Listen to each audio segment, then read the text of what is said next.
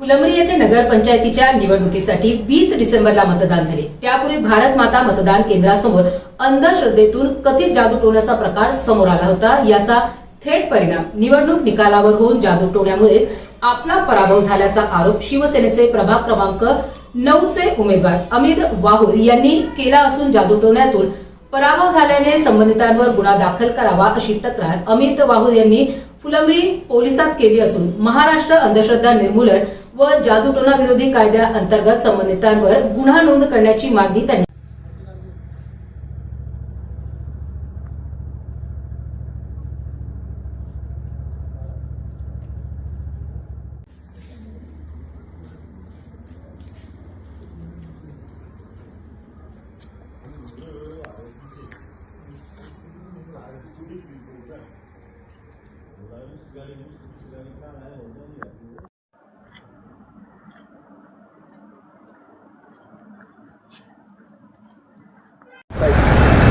Sir, काय प्रकार झाला?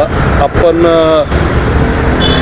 फुलंब्री पोलीस स्टेशनला तक्रार दाखल केली, जिल्हाधिकाऱ्यांकडे पण तक्रार दाखल करताय, काय विषय होता? विषय असा आहे की 20/12/2025 रोजी जे फुलंब्रीला मतदान होणार होतं त्या मतदानाच्या अगोदर 2 दिवस अगोदर किंवा त्या दरम्यानमध्ये निवडणुकीच्या दरम्यानमध्ये काही काळे जादूचे प्रकार वॉर्ड क्रमांक 9 मध्ये झाले। हे जे प्रकार आहेत ते घृणास्पद प्रकार आहेत, म्हणजे मतदारांना घाबरवण्याचे प्रकार झाले। त्याच्यामध्ये झालं असं की त्या 2 दिवसाच्या 2 वेळेस तिथं त्या काळामध्ये लिंबू मिरची किंवा काहीतरी बाहुल्या काळे बाहुल्या आणून टाकणे या प्रकारचे ज्या गोष्टी घडलेल्या आहेत त्या प्रकारचा जो वाईट प्रकार जो आहे तर ते निदर्शनास आणण्यासाठी आणि त्यांच्यावर गुन्हे दाखल करण्यासाठी मी माननीय जिल्हाधिकारी साहेब, माननीय पोलीस निरीक्षक फुलंब्री आणि पोलीस अधीक्षक संभाजीनगर ग्रामीण यांना मी हे तक्रार अर्ज दाखल केलं। याबाबत आपण पोलीस निरीक्षकांची भेट घेतली, त्यांच्याशी काही चर्चा झाली? पोलीस साहेबांसोबत मी त्याच्या संदर्भात चर्चा केली असता पोलीस निरीक्षक साहेबांनी अगोदर मला उडवाडुटीची उत्तर दिले। हे ग्रामीण भाग हे चालतं आहे, असं आहे तसं आहे। मी साहेबांना मग मी ठणकावून सांगितलं की साहेब, हा ग्रामीण भाग असो का शहरी भाग असो, कुठल्याही स्थितीमध्ये मतदारांना जर तुम्ही घाबरण्याचा प्रयत्न करत असाल तर मतदारांचं मन परिवर्तन, त्यांच्या मनामध्ये भीती दाखवून परिवर्तन करणं हे चुकीचं आहे। मग त्यानंतर त्यांनी नुसती तक्रार अर्ज घेतला पण त्याच्यावर काही गुन्हा दाखल केलेला नाही। विधानसभेने मागे जादूटोणा विरोधी आणि अंधश्रद्धा विरोधी कायदा पास केलेला आहे। यानुसार संबंधित व्यक्तींवर गुन्हे दाखल करता येतात। तुमच्याकडे त्याबाबत काही पुरावे आहेत का? 100% आमच्याकडे पुरावे आहेत आणि त्या पुराव्यासोबतच आमच्याकडे त्या पुराव्यांमध्ये व्हिडिओ आहेत। त्यांनी ते त्या संदर्भामध्ये जे बाहुले टाकताना किंवा लिंबू मिरची फेकताना जे आमच्याकडं सबळ पुरावे आहेत आणि स्थानिक त्या वृत्तपत्रांमध्ये किंवा वृत्तवाहिनीला सुद्धा ते पुरावे त्यांनी प्रकाशित केलेले आहेत।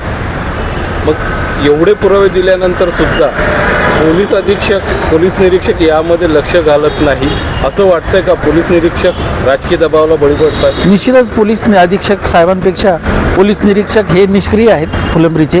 त्यांच्या काळामध्ये जे अवैध धंदे आणि जे उच्छाद मांडलेला आहे आणि त्यांनी कुठल्याही गोष्टीवरती कारवाई करत नाहीत। फक्त त्यांना एक पाठीमागं खूप मोठं राजकीय बळ आहे म्हणून ते 2.5 वर्षापासून एका ठिकाणी टिकून आहेत। तुमची आता मागणी काय आहे?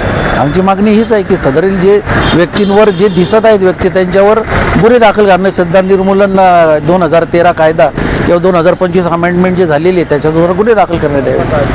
जर आपल्या मागणीची दखल न घेतली गेली तर आपण काय करणार? आमच्या मागणीची दखल घेतली नाही तर मी मुख्यमंत्र्यांपर्यंत जाणार आहे आणि त्याच्या संदर्भामध्ये त्यांच्यावर गुन्हे दाखल करायला लावणार आहे आणि नाही झालं तर उपोषणाला बसणार आम्ही। धन्यवाद। आपलं नाव? अमित वाहुड।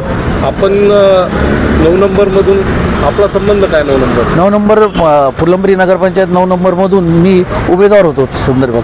धन्यवाद।